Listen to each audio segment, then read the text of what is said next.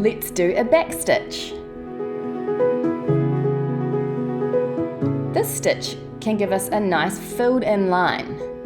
So start off with a couple of stitches just as if you were doing the running stitch.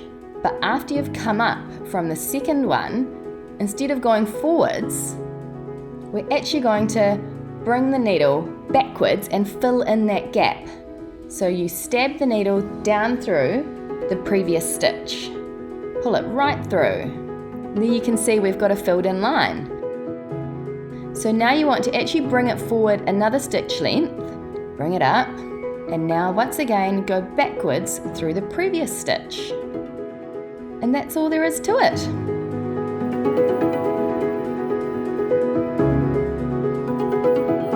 Just like the running stitch, if you want to get a good looking back stitch, you just need to be consistent with your spacing. Now I'm going to show you how to sew the back stitch. I'm right-handed, so I'm going to go right to left. And see how I'm actually going to scoop up the fabric.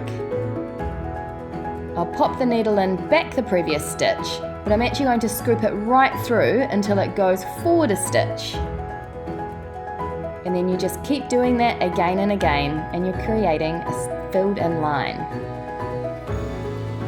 Back through that previous stitch hole and bringing it forward to scooping up the fabric. And there we have it.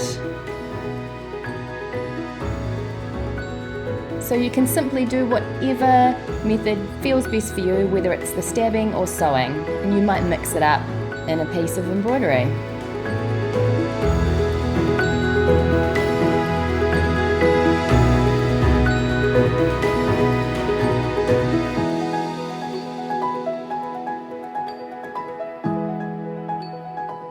So that's how we do the back stitch.